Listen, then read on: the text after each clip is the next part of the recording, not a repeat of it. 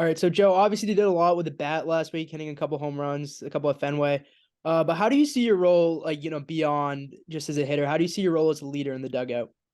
I kind of just keep the same mentality. I don't really like to I talk a little bit, but I kind of let my game speak for myself. I try to just be like a leader with my actions. I feel like that's one of the best ways to lead. So I kind of just work hard in practice and hope that the younger guys are seeing me put in work and follow, and then hopefully we'll see good results on the field altogether.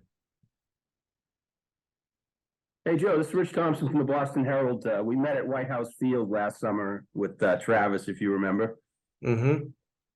Anyway, my question is, they're making a lot out of your 18 home runs, but really what jumps out is the 51 RBI. Just talk about the guys getting on base for you, how that helps you as a hitter, what distracts the pitcher, just the benefits of having base runners.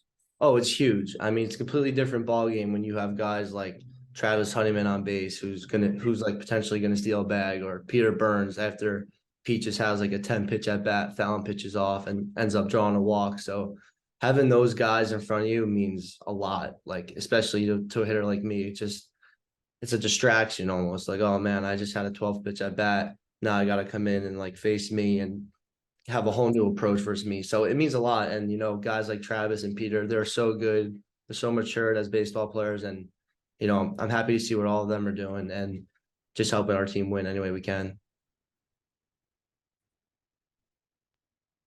Joe, this is a pitching staff that is kind of middle of the road in the ACC, but even from that first weekend that you saw them, what is kind of the offering on the weekend staff and things being on the Tuesday, might not necessarily see the first starter, the second starter, but just what did that pitching staff offer that first weekend against Virginia Tech, if you can recall? Say that again. Sorry. Just what did that pitching staff from Virginia Tech what was it that they kind of offered, if you can recall that far back? Yeah, I mean, they're a great team. I think everyone in this tournament's good. But I could just say we're excited, to see them, and I'm sure they're excited to see us. But just two competitive baseball teams going at it, and I can recall some good arms that they brought out. So hopefully we could try and hit them pretty good. But they're very talented, and we're excited to face them for sure. Have you gotten a feel yet for the park down there, the Durham Bulls Park? I don't remember if Duke was on the road or not. I remember, I think I played there my I think it was freshman home. year. Yeah, but I don't think I really hit. I honestly, I was pitching at that point. Um, so I'm excited to play there now though, for sure. It's a beautiful park. Hey Joe, Kevin Stone from Eagle Action. How you doing, man? How you doing? Good. This has obviously been a very historic and special season for you guys. Is there a certain point in the year where you kind of thought, "Hey, holy crap, this is different than what it's been in years past"? Yeah, I'd say honestly in the fall, we had that feel in the locker room that something special could happen this year. Even when people didn't necessarily see that from the outside, we kind of just stood together and kind of knew hey, we have all the pieces we really need to make a good run. And when you have 40 guys believing that in the locker room, it's special. And we've had that feeling even when we were struggling at times through adversity. We always had that feeling. We always had each other's backs. So it's special, and we're all looking forward, to this tournament and hopefully moving forward. And obviously the women's lacrosse team is having a great year as well. They're in the Final Four. I'm just curious, does other teams' success kind of fuel you guys as well?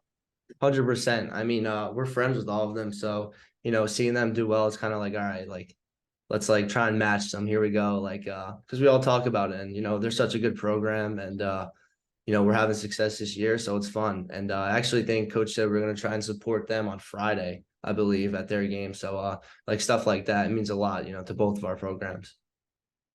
Hey, Joe, going back to Kevin's first question, do you feel you're coming into this tournament in a position of strength as opposed to the first 2 years you've been there?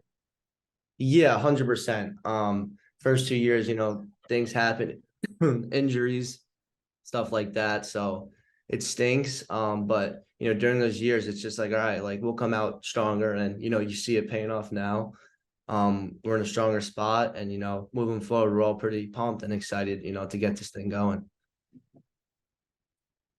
Joe, as a left-handed power hitter, have you noticed that pitchers have started to approach you differently? Have they put the balls in a particular spot differently? I know teams try to play a bit of a shift on it, but have you noticed the pitchers have started to handle the power a bit different?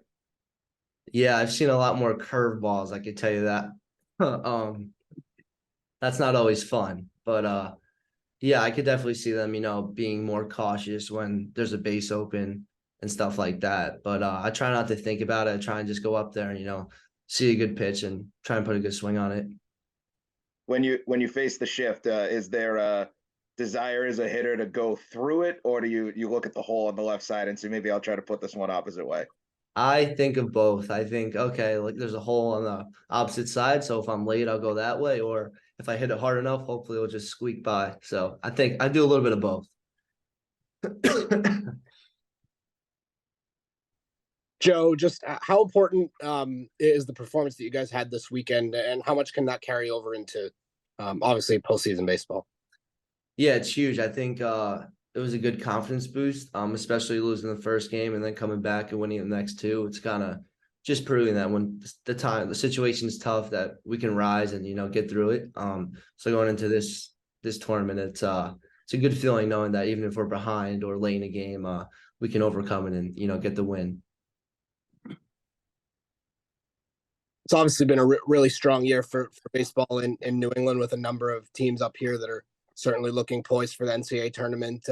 Just what does that say about the competition that you guys face, even kind of on that midweek basis too, and that there are really strong teams in the area, and there are several that kind of in contention for that. Oh yeah, it's tough. I mean, we're seeing UConn twice, Northeastern twice, and a couple other schools, but New England's no joke, and I have a lot of buddies on both of those teams, and there's great pitchers on all of those teams, great hitters on all those teams. So it's exciting and to fun to see like all the other schools competing to make a regional too, because they're all talented and it's fun. Actually, kind of touching on that, there is a talk that BC could host an NCAA regional this year. Just in terms of showing off your facility and just the prestige that comes with that. Just comment on that. Yeah, we've heard some of that stuff. I'd say we talk about it a good amount, but we try not to get too much into it. We know there's still a lot of work to be done. And honestly, our main goal we talk about is just the next game. Obviously we have the bigger picture in front of us, but how we're going to get there is just the next game. So hopefully if we keep doing what we're doing, we'll get that opportunity, to host a regional, which would be unbelievable for our school and our program. Super. We're gonna see you in a Mariners uniform this summer? Maybe for a few weeks. I'm not sure. That'll be fun though if I do. Okay, I get you. Think we're Good. Good. Nice job. Thank you guys. Thanks, Joe. Thanks, Joe. Have a good one.